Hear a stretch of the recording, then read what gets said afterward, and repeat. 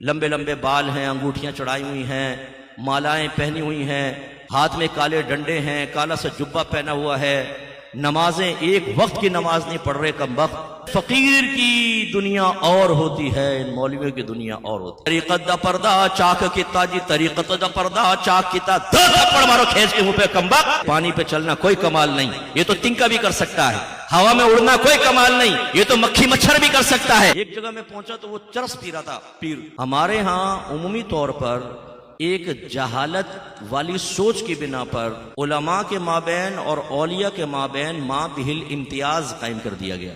उलमा वो होंगे जिनके साथ आलिम लिखा होगा, अल्लामा होगा, मुफ्ती होगा, शेखुल हदीस, शेखुल तफसीर, जबकि औलिया इनसे हटकर होते। ये आम सोच बता रहा हूं आपको, और ये डब्बे पीरों ने, जाली किस्म के पीरों ने ये चीजें आम की हैं, जो ज्यादातर आपको मज़ारात के ऊपर भी नजर आएंगे, मजमा इकट्ठा किए हुए। लंबे लंबे बाल हैं, अंगूठियां चढ़ाई हुई हैं, मालाएं पहनी हुई हैं, हाथ में काले डंडे हैं, काला सा जुब्बा पहना हुआ है, नमाजें एक वक्त की नमाज नहीं पढ़ रहे कम वक्त, औरतों पे गंदी निगाहें डाल रहे हैं और कहते हैं फकीर की दुनिया और होती है, इन मौलवियों की दुनिया और होती है। हमारी शरीयत अलहदा है, वो जी हम तरीकत वाले हैं।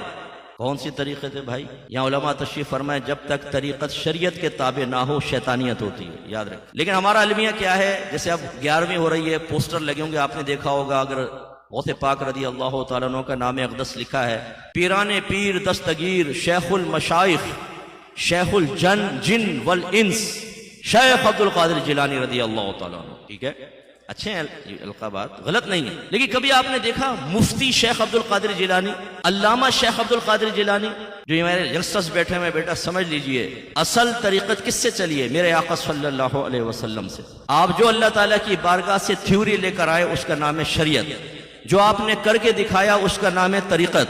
जब शरीयत और तरीक़त मिलती है तो इंसान मारिफत तक पहुंचता है, और जब मारिफत की गहराइयों में पहुंचता है और रियाजतें करता रहता है तो अल्लाह ताला उस पर हकीकत के दरवाजे खोल देता है। तो अब ये जहालत का मुजाहरा करना कि जी पीरी फकीरी और है, ये और है, फिर वो शेर बाद औक़ात देखेंगे मज़ारात पे यूं नाच रहे होंगे, बड़े बड़े बाल होंगे, घुंघरू पहने होंगे, और तरीक़त दा पर्दा चाक किता जी, तरीक़त दा पर्दा चाक किता, थप्पड़ मारो खींच के मुंह पे कम वक्त।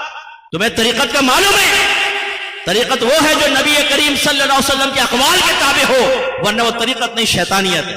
हज़रत मालिक बिन दिनार रहमतुल्लाह अलैह फरमाया करते थे, पानी पे चलना कोई कमाल नहीं, ये तो तिनका भी कर सकता है। हवा में उड़ना कोई कमाल नहीं, ये तो मक्खी मच्छर भी कर सकता है। असल कमाल ये है कि नबी करीम सल्लल्लाहु अलैहि वसल्लम की शरीयत पर अमल किया।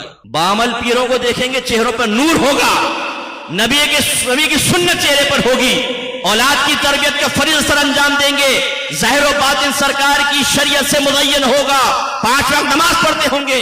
जबकि इन जाहिलों ने हमारे मसलक को, मजहब को, तरीक़त को, शरीयत को बदनाम कर दिया। मैं एक जगह गया तो नमाज का टाइम हुआ, पीर साहब सर झुका के बैठ गए, तो मैंने मुरीदीन से कहा कि हजरत नमाज नहीं पढ़ेंगे? कहने लगा वो आपको नहीं पता, ये रूहानी नमाज पढ़ते। फजर होती है मक्के में, ज़ोहर होती है मदीने में, असर होती है बगदाद में, मगरिब होती है दाता साहब के बाद, इशा में ख्वाजा साहब के पास जाते, आंखें बंद करते हैं, रूहानी नमाज हो जाती। मैंने कहा इसकी तो रूहानी नमाज है, तुम्हारी क्या रूहानी जमात हो रही है पीछे? कम वक्त तो तुम भी नहीं पढ़ रहे हो। ये हाल है पीरों का, आप अंदाजा करें। मेरे आका ने कोई नमाज नहीं निकाली।